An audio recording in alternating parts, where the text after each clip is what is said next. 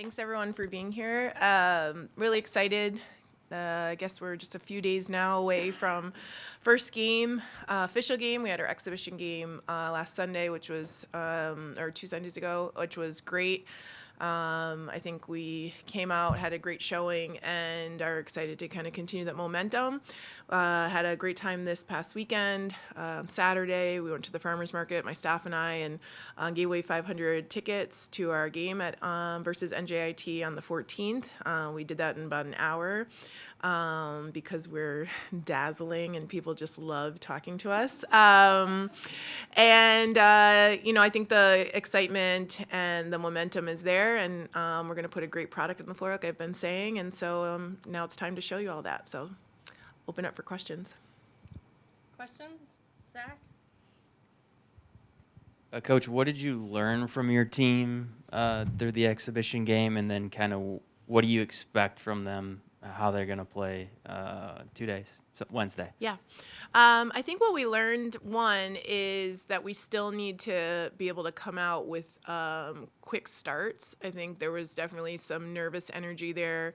First time being back in front of people for some of our veterans, and then for our freshmen, first time playing in front of a crowd in an arena that size. And so I think that we had to settle in a little bit. Julie picking up 2 quick fouls there, was a little bit of a blessing in disguise because we are going to miss her for the first 2 games. And so I was trying to figure out how strategically I could play some different lineups to see what it would look like these first 2 games without her. And then she blessed us with those fouls. And so I was like, well, there you have it. Thank you, Julie. But I think the other players really kind of settled in, and really in the second half, I think you saw with our initial starting lineup that we hope to go with. She really settled in, and we kind of took off there in that third quarter. And I think our execution was good, but still we can clean some things up. But I think also our zone showed some definite bright spots where if we can hold teams to 40 points. And, Oshkosh, she's a great coach. Brad's a great coach, and they have a really good team. And so I think for us to have that start was pretty impressive for us.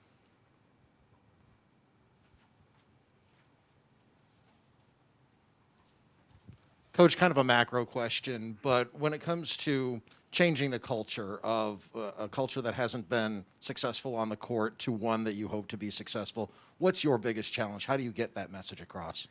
I'm actually only like to answer micro questions, so we're going to try again. Okay. As far as kind of changing my approach and our approach culturally, I think the biggest thing for us is, this expectation to win, right? And it's kind of interesting. I'm currently listening to Nick Nurse's book, Rapture. You can get it on Audible. It's my NLI plug for the day. And he talks about changing like the mindset when he was at, minor league and D league teams. And I think that's kind of when I'm coming in here, it's like changing the culture and the mindset of everyone around the program too. It's not just our players, it's our administration, it's our support staff, it's everyone expecting to win. And then he's got to a point there where people when they weren't winning, it was like, what's going on, coach? So I think that shift has to happen first, kind of micro, like with the team, and then that macro comes. And that's where I feel like we're in that stage right now where our kids are really starting to understand and expect to win, right? It was even funny, like going into, I was waiting in the locker room before the game and I can hear, I'm like, let's beat them by 50. And I'm like, okay. I like the passion. We haven't even played 1 game yet, but that mindset of them thinking like we're at a different level already is half the battle. The comment you just made about coming in and saying it's more than just the players, it's everybody around the program. Did you make similar comments like that when you applied for the job to the people who are going to hire you, and say, it's got to be more than just the players, it has to be everybody? Yeah, and maybe not so many direct ways because I still wanted to get the job first. But no, the way that I approached it in that was, I wanted to know that they believed that we could contend for a national championship here. I wanted to get from them the belief and the feeling that it's possible here at Wisconsin for women's basketball, right? That we have a lot of success throughout with the other programs, and yet for women's basketball, that hasn't necessarily been the expectation. And so if they didn't feel like we could do that, then I didn't want to bring that kind of mindset, because we would never, the two shall never meet. And so for me, I thought it was really important that I got that feeling from the administration. And so now it's kind of getting everyone on board with it, and not just the idea of it, but then showing them, kind of the fruits of our labor. Zach? Wednesday's, the first official game here for you.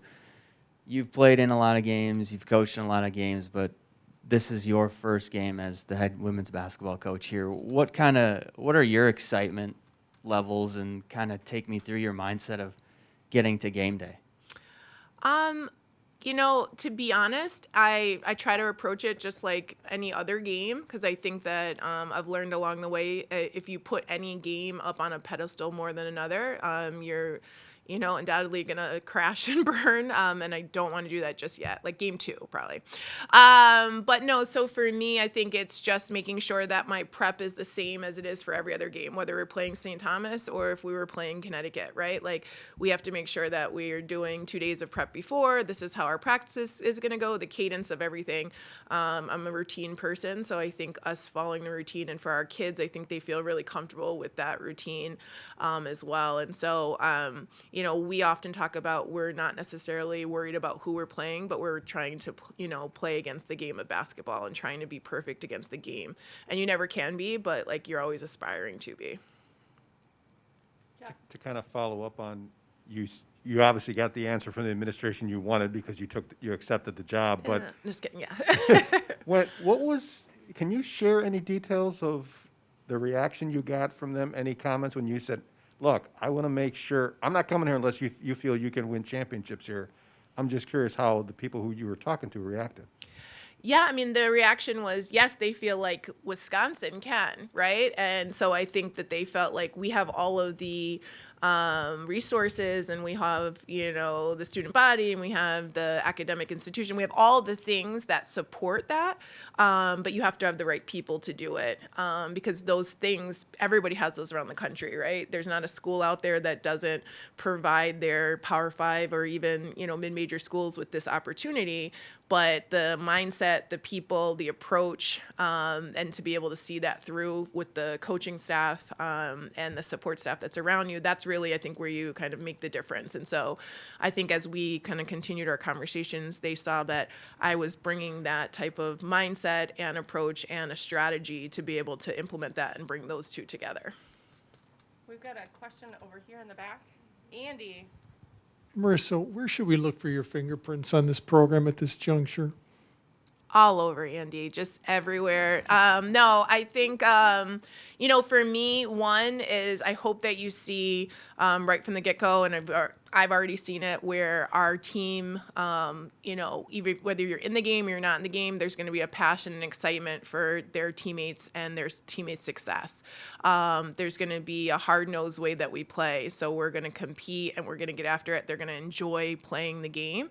Fundamentally sound, that we're going to, make the right pass and the right, screen and get rebounds at the right time, that we're not taking contested shots and passing up uncontested shots and those kinds of things. So for me, I want to make sure that when our fans leave, like, I had 2 women who have been coming for a long time came up to me at the farmers market and were like, we are so excited. Like, we just left there and we were like, we got this. Like, we are on the right path. And for, laymen or laywomen, as it were, to make that comment to me, I know that there's so much more that I want to accomplish. But for people to already see that just off of an exhibition, I know that we're headed in the right direction. Right here. Coach, talking about just the exhibition as well, I noticed that you were positively animated on the court side, with the players and everything. How do you think they feed off your energy, and how do you think they're learning from you through going through all those animated plays? Yeah, I don't know how to be any different, so you will see lots of animation. But I think that it's contagious, right? And I want them to feel that I'm there with them. And even though I have heels on, I will still get in a defensive stance. I will do that. But no, I just want them to understand that that's the type of player that I was. That's the type of coach that I am, and that even for the young kids that are coming up, that they want to play for someone who they enjoy playing for and who clearly looks like and who does care about her players more than just as basketball players. You talked about changing the culture. Are there a couple players that stand out to you that have really embraced that and are leaders in the locker room? Yeah, I mean, I think, when you watch Julie, right, I think she leads by example, and she's become even more vocal. But I think the way that she has gone out and played in this preseason for us with practice and now in the exhibition game, and unfortunately you won't see her these first two games, but then going forward. But I think she's really embraced that and the freedom that she has to play, but also kind of the expectations that we have. I think for Katie Nelson coming over with me, like she's able to kind of pick up right where we left off, and I think that helps our players as well. But I think for Sid Hilliard, she is a passionate kid and she plays so hard. She competes so hard on both ends, and so I think she's really bought into and started to kind of trust that, okay, this is this is someone and something that I want to be a part of.